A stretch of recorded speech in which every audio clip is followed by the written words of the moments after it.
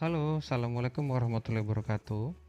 Dalam video kali ini, kita akan membahas mengenai pertumbuhan dan perkembangan tumbuhan. Materi ini merupakan materi pertama pada kelas 12 semester 1. Berikut ini merupakan submateri yang akan kita pelajari pada bab ini, yaitu yang pertama mengenai tumbuh dan berkembang, apa definisinya, serta bagaimana prosesnya. Setelah itu, submateri yang kedua yang akan dipelajari adalah faktor luar dan faktor dalam yang mempengaruhi pertumbuhan pada tanaman. Nah, khusus untuk pertemuan pertama ini yang akan kita bahas adalah mengenai tumbuh dan berkembang, definisinya apa, serta pertumbuhan primer dan pertumbuhan sekunder, itu apa definisinya dan bagaimana prosesnya. Yang pertama, kita bahas mengenai definisi dari pertumbuhan dan perkembangan dulu. Pertumbuhan itu adalah proses pertambahan ukuran yang bersifat irreversibel atau tidak dapat balik dan dapat diukur. Sementara perkembangan adalah proses perubahan bentuk atau morfogenesis tumbuhan yang tidak dapat diukur. Dan dia bersifat reversibel atau dapat kembali. Jadi cirinya yang membedakan antara pertumbuhan dan perkembangan itu ada dua. Yang pertama, pertumbuhan itu tidak dapat kembali lagi. Artinya kalau misalnya pohon dia sudah tumbuh tinggi, maka dia tidak mungkin kembali pendek. Yang kedua, dia dapat diukur. Misalnya pertambahan tinggi pohon dalam 1 tahun berapa sentimeter. Jadi dia jelas bisa diukur. Sementara untuk perkembangan, ini proses perubahannya dia dapat kembali. Seperti semisal tumbuhan, dia akan berbunga, bunga ini akan membentuk buah, lalu buahnya matang, bunganya layu mati, lalu nanti akan ada pertumbuhan selanjutnya di mana tanaman tersebut membentuk bunga dan membentuk buah kembali. Sementara proses ini untuk perkembangan tidak dapat diukur atau dia disebut pengamatan secara kualitatif. Berdasarkan waktu yang dibutuhkan oleh tumbuhan untuk menyelesaikan siklus hidupnya, tumbuhan ini dapat kita bagi menjadi 3. Yang pertama tumbuhan anual, yang kedua tumbuhan bienal, yang ketiga tumbuhan perennial.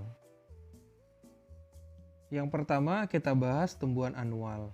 Tumbuhan anual adalah tumbuhan yang menyelesaikan siklus hidupnya selama kurang lebih 1 tahun.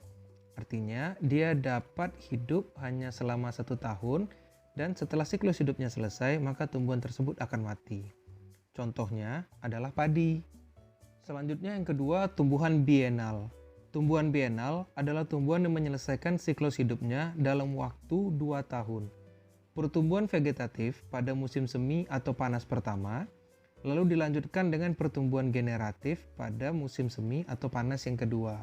Contohnya wortel. Yang ketiga, disebut dengan tumbuhan perennial. Ini adalah tumbuhan yang menyelesaikan siklus hidupnya selama beberapa tahun.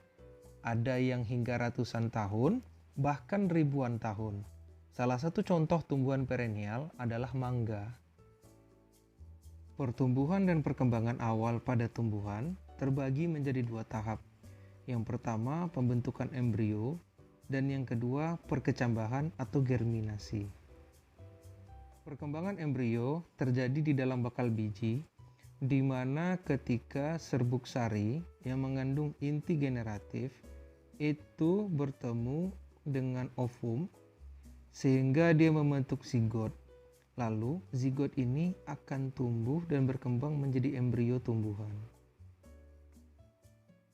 Selanjutnya setelah embrio tadi terbentuk, maka akan masuk ke dalam tahap perkecambahan.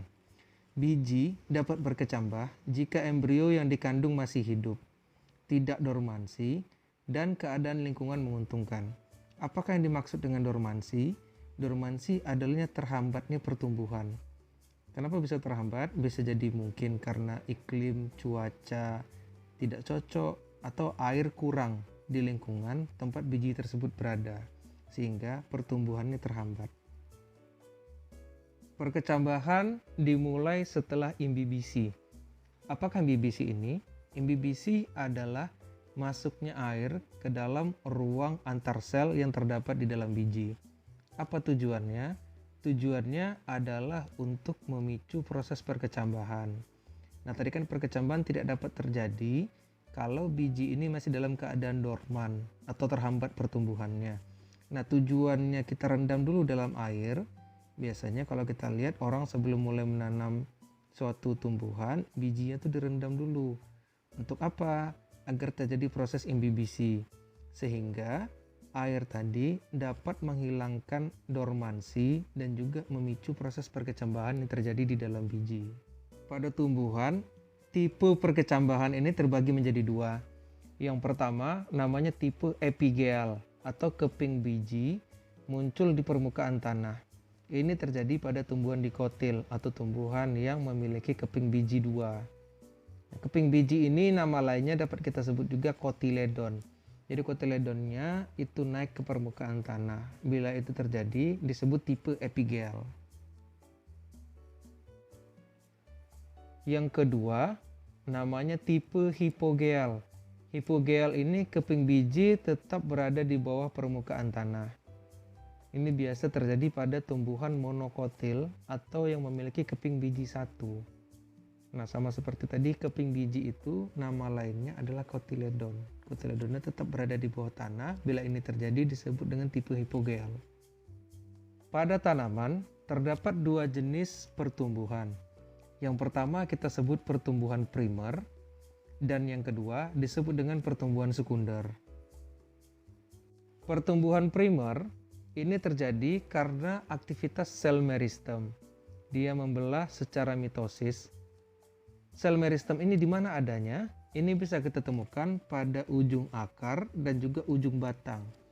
Makanya kalau kita perhatikan pada tanaman itu, yang bertambah tinggi pasti di pucuknya dulu, di ujungnya. Begitu juga di akarnya, yang bertambah panjang di akar itu pasti ujung akarnya dulu. Karena sel meristem adanya di sana. Sekarang kita bahas pertumbuhan primer akar dulu. Dalam pertumbuhan primer akar itu terbagi menjadi 3 zona. Zona yang pertama kita sebut dengan zona pembelahan. Zona ini terletak di paling ujung. Dia terdiri atas sel meristem dan juga sel-sel turunan dari meristem.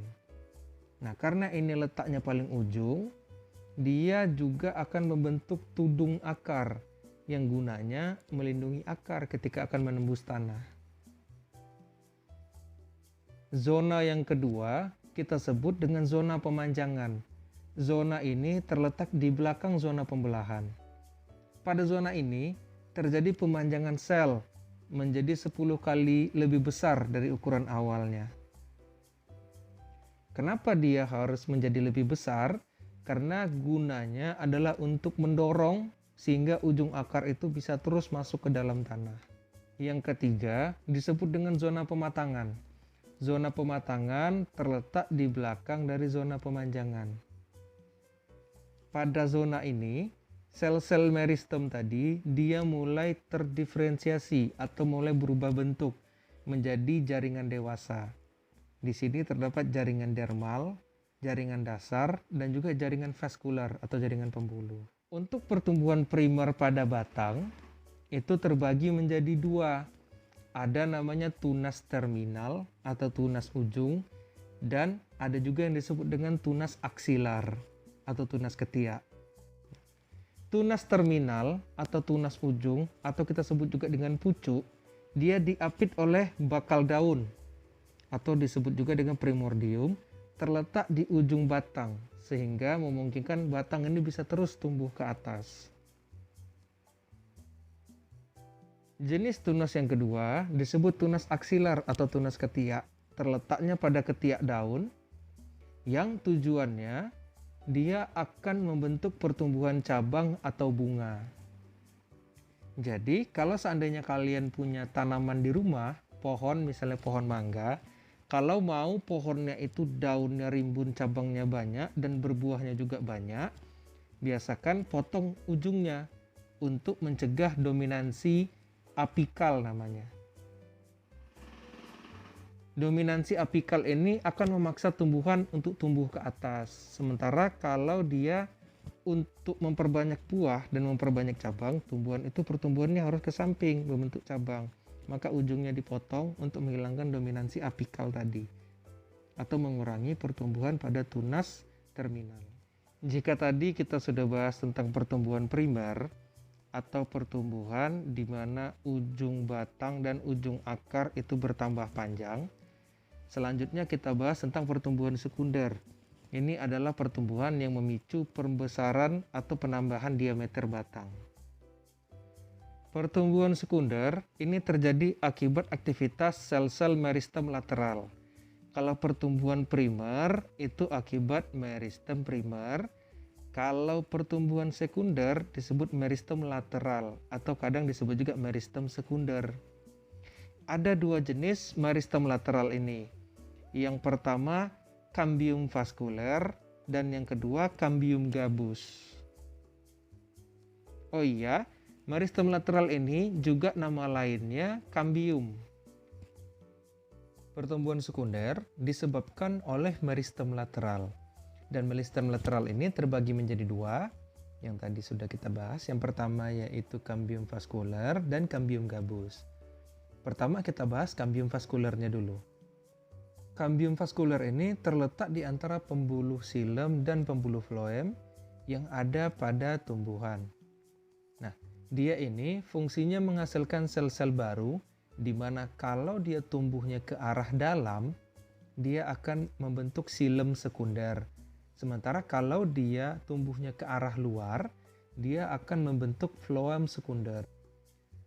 Pertumbuhan ke arah dalam yang membentuk xilem sekunder tadi akan menghasilkan lingkaran tahun, yang mana lingkaran tahun ini bisa kita gunakan untuk mengetahui umur dari suatu tumbuhan. Jenis meristem lateral yang kedua kita sebut dengan cambium gabus. Cambium gabus ini akan menghasilkan jaringan gabus yang berfungsi sebagai pelindung.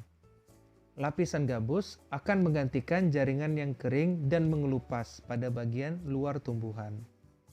Sekian dulu untuk video kali ini, di mana dalam video ini kita telah membahas mengenai definisi pertumbuhan dan perkembangan, serta kita juga telah membahas apa itu pertumbuhan primer dan pertumbuhan sekunder.